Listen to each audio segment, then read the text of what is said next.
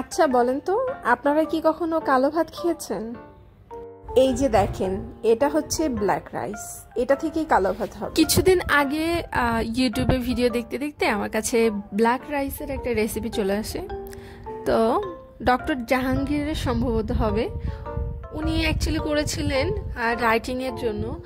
তো যাই হোক, ডায়েটিং ছাড়াও তো খাওয়া যাবে। তো আমি ভেবেছিলাম তখন যে আমি কখনো এই রাইসটা কিনবো। তো আজকে যখন আমরা স্বপ্নে গেলাম, তো স্বপ্নে গিয়ে দেখলাম ব্ল্যাক রাইস।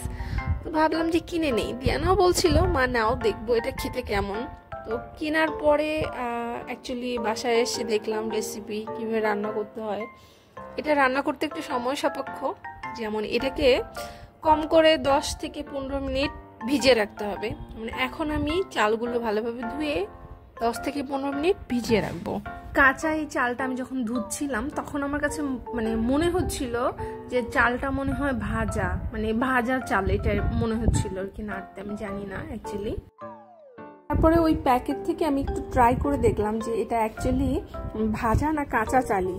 পরে আমি একটু কাঁচা চালটা একটু মুখের মধ্যে দিয়ে দেখলাম, চালটা কাঁচা থাকতেই অনেক মিষ্টি মিষ্টি লাগছিল খেতে, কিন্তু এটা ভাজা না, এটা এমনই চালটা এরকম।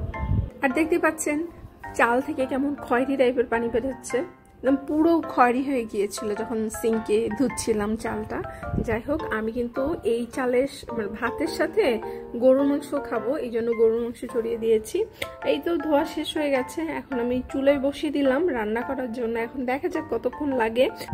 মজার কথা বলি, এই ভাতটা রান্না করতে না আমার প্রায় 40 মিনিটের মতো লেগেছে। তো আমার বিরক্ত লাগছিল, একটা ভাত হতে কেন এতক্ষণ টাইম লাগবে। ও, আপনাদেরকে তো এই ব্ল্যাক রাইসের প্যাকেটের দাম বলা হয়নি। আমি একটা প্যাকেট কিনেছিলাম, এটা 1 কেজির একটা প্যাকেট ছিল এবং ব্ল্যাক রাইসের দাম ছিল 250 টাকা। তার মানে 1 কেজি ব্ল্যাক রাইসের দাম ছিল 250 টাকা। বহু প্রতীক্ষার পরে অবশেষে ভাত রান্না হলো। ভাতটা হয়েছে স্টিকি টাইপের। আমি পরে অনেকক্ষণ ধরে রান্না করতে করতে ইউটিউবে সার্চ দিয়ে দেখছিলাম যে ভাতটা অ্যাকচুয়ালি কেমন হবে। পরে দেখলাম ভাতটা একটু স্টিকি হবে। একদম ভালো না ভাতটা, তাহলে মানুষ খায় কেন? দিয়ানাকে জিজ্ঞেস করবো কেমন এটা। তারপরে এই তো আমি আমার প্লেটটা সাজিয়ে নিয়ে আসলাম, আর দেখতে খুব চমৎকার লাগছে। বাইরে আমি একটু আলোর মধ্যে করলাম তো ভিডিওটা, খুবই ভালো লাগছে। আর এই যে আমি হাত দিয়ে ধরে দেখাচ্ছি, এটা কিন্তু আসলে অনেক স্টিকি, যেমন কোরিয়ান রাইসগুলো হয় না যারা কাঠি দিয়ে খায়, ওই টাইপের রাইসগুলোর মনে হচ্ছিল। আসলে সবচেয়ে বেশি ঝামেলা আমার কাছে যেটা মনে হয়েছে সেটা হচ্ছে রান্না করতে অনেক টাইম লাগে। দ্বিতীয়ত এই ভাত রেগুলার খাওয়ার জন্য না। কেউ যদি চায় যে আমি এই ভাত খাবো, এটা কিন্তু খুব স্বাস্থ্যকর একটা রাইস, এটাতে প্রচুর পরিমাণে অ্যান্টিঅক্সিডেন্ট আছে।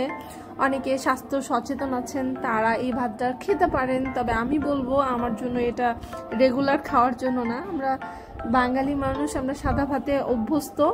এই ভাত জাস্ট মাঝে মাঝে বা শখ করে কোনো একদিন খেলাম, সেটার ব্যাপার আলাদা। মানে এই ভাত খেয়ে কেউ শান্তি পাবে না, মানে আমার কাছে তো শান্তি লাগেনি। তবে হ্যাঁ, কেউ যদি ট্রাই করতে চান দুপুরে না করে রাত্রেবেলা ট্রাই করবেন, কারণ দুপুরে মানুষ শান্তি করে খেতে চায়, এই ভাত খেয়ে শান্তি পাবেন না। রাত্রেবেলা একটু করে ভাতটা খেতে আমার কাছে ভুট্টা বা গম সিদ্ধ করলে যেরকম একটা আঁশ যুক্ত হবে ওরকম লাগছিল, মানে ভাতের উপরের লেয়ারটা আমার কাছে আঁশ আঁশ মনে হচ্ছিল।